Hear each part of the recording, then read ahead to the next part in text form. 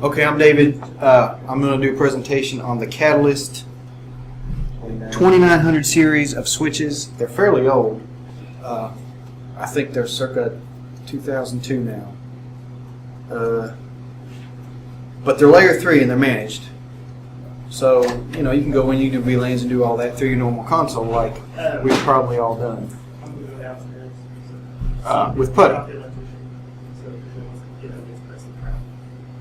But what I was messing around and Professor Kilgore helped me too, we found some research, and this was actually through Cisco, although when you look through Cisco's books, you know, it was very vague about any of this kind of thing. I couldn't find any direct references for it. When you study for the exams and whatnot, they don't like to mention this, especially on their switches. Now on the routers, might be another story, but web management. So, you know, normally you can console in, but a lot of things now, routers, and we kind of take it for granted now, where you can set up a pfSense box and it can do a web service out. Well, the switches, apparently the 2900 series, as part of the iOS 12.1 and above, they have web management feature. So if you know like 3 facts about that, you can access that. Well, what you do is, essentially what it's doing is resetting the entire switch, putting them all to VLAN 1, and putting them all to AutoSense. Then it starts up the web service on its own. To do this, they have a mode switch in front, you know, where you check your status and whatnot. And the way they describe the procedure is you can hold it down for 10 seconds and do a complete reset and reboot. So if there's config in there, it'll ignore it and possibly reset it. It's not really clear on it if it truly resets the NVRAM, but it seems like it does. And then once it does, it will reboot the switch and start it over. Yeah, it did for us. But now see, I'm holding it and it starts flashing. Now that flash is supposed to indicate there's a configuration in there already. And so it's going to, that's your warning. Okay, I'm going to let off and not reset it.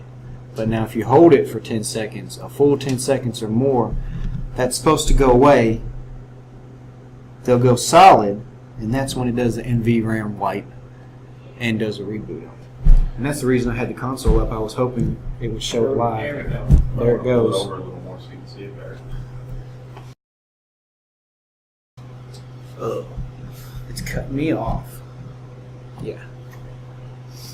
And there's what it gives. The feature is called Express Setup. And that's what it shows. Express Setup has been enabled, configuration reset, and now it's going to reload and basically reboot the router just like you pulled the plug on. Now it's reloading without a config. So it's going to come up either with 0 config, or it just depends on what the bit is set. I'm not sure if it changes the bit. But every time I've done this, whatever config was in there, it ignores it. Either ignores it or deletes it, one or the other. So now when it comes back up, it's supposed to be in express mode, which means right here, instead of saying, yes, I want to go to the console, you're going to hit the button one more time, and you go to express mode. So there's where it completely ignores any configuration, and it turns on the web service, which is accessible through a 10.0.0.1 gateway. So it turns that on automatically when that happens. So any port that you hook your client to, your host to, laptop in this case, and you try to web into it.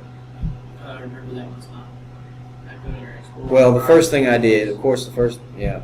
Actually, Opera Viewer. I just had it up. It's still looking, actually. It's happening. Did it show? Yeah, here's my settings. I've set the PC to be a 10.2 because the gateway is going to be 10.1, which is the switch itself. So to be able to have a client on there, I have to have a 10.2. So once I set that statically, everything should kind of line up. Yeah, I haven't tried it in Chrome yet. You didn't put your dot at the last bit? Uh-oh.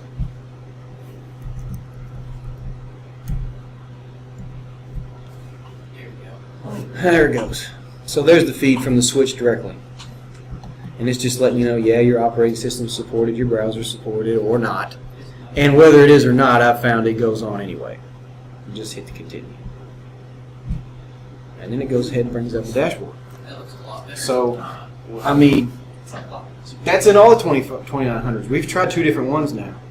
Both with Ours did not come up Well- with something that nice. It did come up with something, but not as much. that extra step, though, is what we weren't doing earlier this morning. Really? Where it comes up and it shows you on the console. That's why it's handy to have that to where you know it's done Mm-hmm. booting. Once it's done booting, it's asking you yes or no. Do you want to configure? And that's when you hit the button again, and it converts to express mode right there.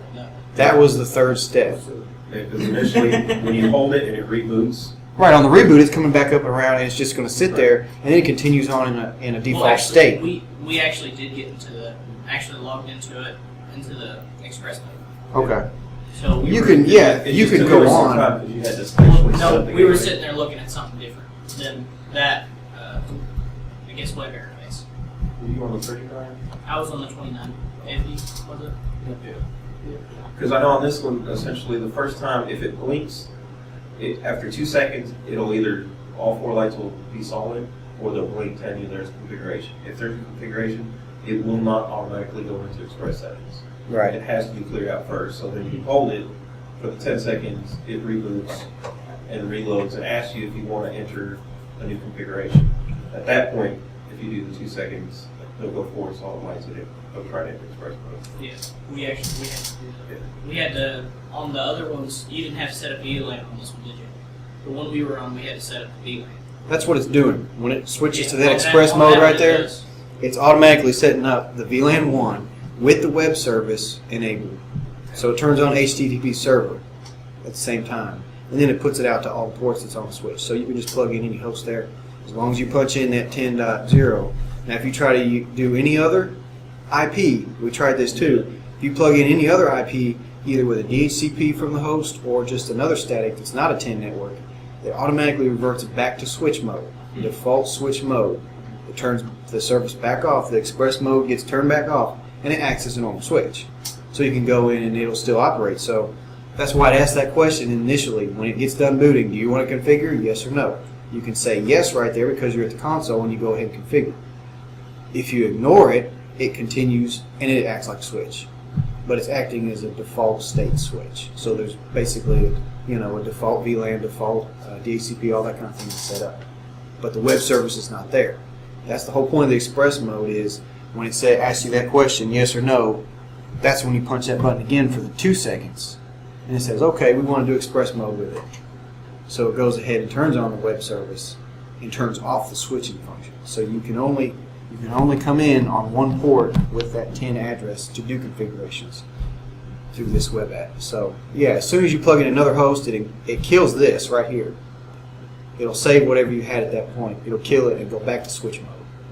So it can't run at the same time. You can't let it run as a switch apparently and be in this kind of configuration. This is just an initial type of easy set it up, get it running the way you want. Because it also leaves your VTYs open, your console lines open, all that stuff is wide open when you're in express mode. So unless you go in there and set all that stuff back up, I'll show you some of it here. If it doesn't cut it off. Yeah. You can do your switch port security here. And It's an express setup. oh yeah. Yeah, it basically puts it all in one menu. Takes it a minute too. It is an older piece of hardware. Yeah, there's where you'd set up gateway, Might be Host able to name. maximize that. That's a telnet, and that's a catalyst, not a Cisco like we had. Even though it leveled it up on the interface. See that?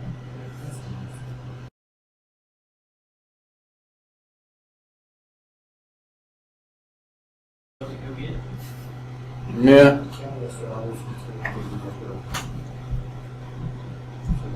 I bet that's it.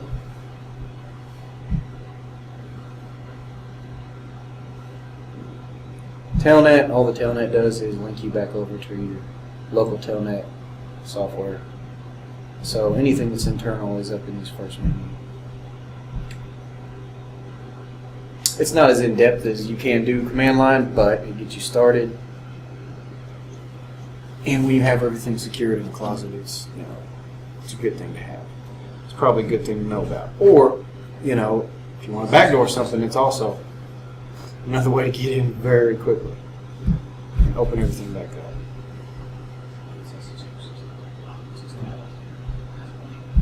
Well, it says Cisco system icon over on the left-hand side, but then on this side it says Catalyst, so I don't know. Talking about up here? I'm assuming they were probably just lazy. On this one, it only shows the 3 long lights, and there's actually 4 on the front of the switch, so it's not. Oh, come on, guys. I'm just This saying. was their beta edition. This was probably the very first. Someone at Cisco version just of got their a web little bit access. lazy and didn't get the right image. Yeah. I'm thinking they just want to bust your chops for something. Yeah. Oh no, that's all Cisco's fault. Yeah, it is. They need They to want to bust Cisco's chops for something. next refresh. Okay.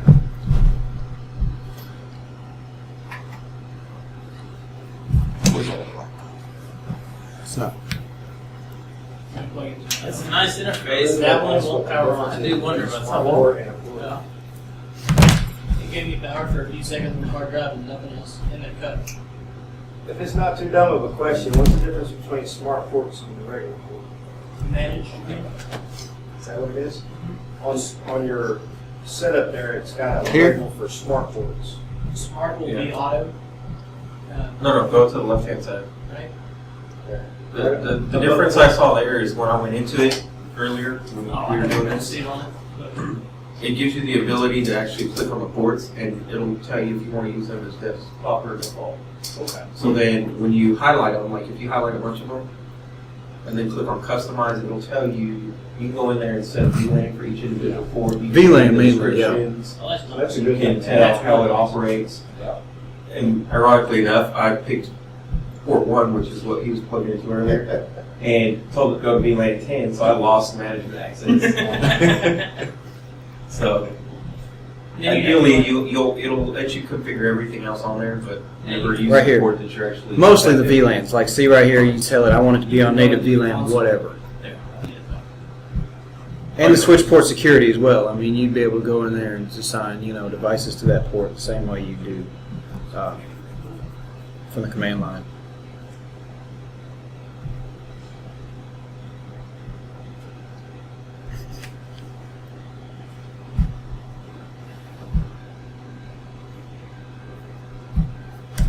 Express mode exited. And that happened because why? Because I started in on the console. Right here. So you notice here this no longer responds. Like I was saying earlier, this can only operate on its own. As soon as you switch over and start using the console, it cuts it off. It can't run both services, or it can't run that service while you're on the console. Now, console will show you as things are going up or down and stuff like that while you're in there. Right, it'll actually show. Right, it'll echo everything. It's like it's a little packet sniffer. Like right there, no users. Didn't we do that earlier? Yeah. Where you log back into the web, and we're waiting for that. It never shows a user when you're on the web interface. So it's not even logging in as a user. It's literally turning the service on and off.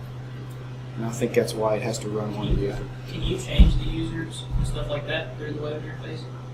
You can add, remove, like add a. I didn't see it, no. You can set an initial password and for VTY and Telnet. And then VTY and Telnet. actually enable the I can't remember the name of it now. To go from basically from the regular switch to enable though. You can set that password, but besides those two, you can't really set anything else. Unless, well, you can set a password for SNMP. And that's I was another wondering service. about actually like when you go to do the reset and set a password there before you can get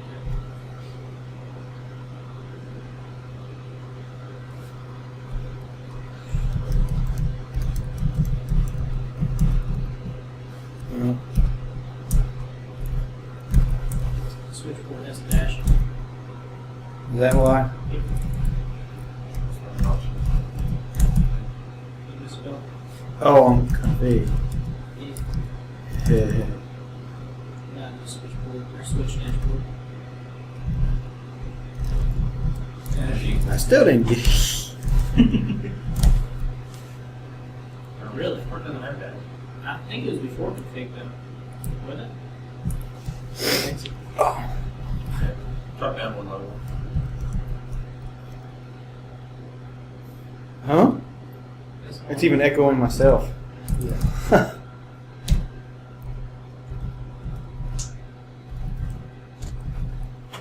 No dash. No. I think it's good for dash. I don't think switchboard's an option from there. Maybe. That's what I was looking, but it gave me errors. There's gonna be more to it.